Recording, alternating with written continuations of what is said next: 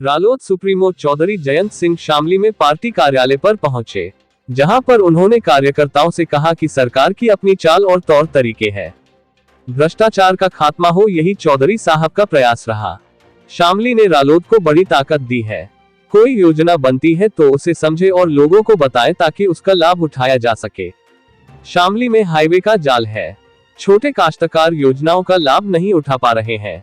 आज भारत सरकार ने पहली बार भूमिहीन लोगों, मूर्तिकार, सुनार, राजमिस्त्री के लिए योजना बनाई है।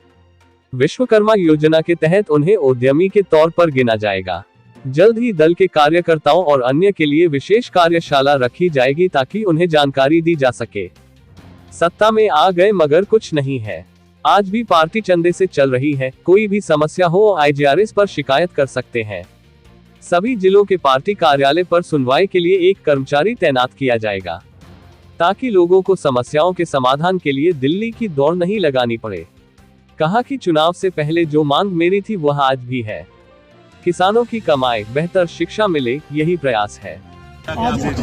चौधरी साहब शामली पहुंचे हैं, कार्यालय का शुभारंभ भी किया है, क्या संदेश कार्यकर्ताओं को दिया? देखिए, कार्यकर्ताओं से ही हमारी ताकत है। आज जिस प्रकार से मेरी जवाबदेही है, हमारी सरकार के मंत्री की और विधायकों की और सांसदों की जवाबदेही है, वही जवाबदेही हमारे कार्यकर्ताओं की भी है। गांव में जो समस्याएं हैं उनको लोग समझें और उनके निवारण का पूरा भरपूर प्रयास करें। उनको हम ताकत भी देंगे कार्यकर्ताओं को। हमारी पार्टी कार्यकर्ताओं से की है। आज कार्यकर्ताओं के कहने पे ही टिकट बांटे जाते हैं हमारे दल, और उनके प्रयासों से ही हम पार्टी में हम चुनाव जो लड़ती है और जीत पाते हैं। अरे चौधरी साहब, जो ओवैसी है वो लगातार हमला कर रहे हैं। मोदी जी वक्फ बोर्ड को लेकर के उन्होंने हमला किया कि हमारी मस्जिदों को कब्जाना चाहते हैं। देखिए, वक्फ बोर्ड के लिए एक समिति बनाई गई है JPC, और उसमें सुनवाई जो है, जो भी इस तरह की शिकायत है, जो भी विचार है, उनकी हो रही है। अच्छा, लगातार ओवैसी हमला कर रहे हैं। सरकार ने जो प्रस्ताव रखा है संसद में, हो सकता है उसमें कोई प्रारूप में परिवर्तन हो जाए। चौधरी साहब, JPC अपने सुझाव देगी। चौधरी साहब, पश्चिम यूपी पे आप लोग क्या कहेंगे? फिर मुद्दा उठा है पश्चिम यूपी को अलग राज्य बनाए। मैं तो उस पर कई बार कह चुका, मैं कई बार कह चुका।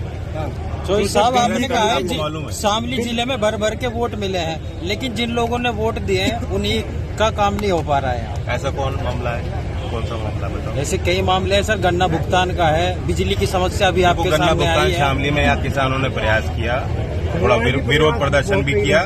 ऐसा नहीं, मैं उसका संज्ञान लगातार ले रहा हूँ, और अब कुछ सुधार की आवश्यकता जो थी, उम्मीद है कि अब सुधार हो। अच्छा, और मैं बताना चाहता हूँ, मेरी और मुख्यमंत्री जी की इस संबंध में कई बार वार्ता हो चुकी है। वह खुद इस बात को लेकर गंभीर है।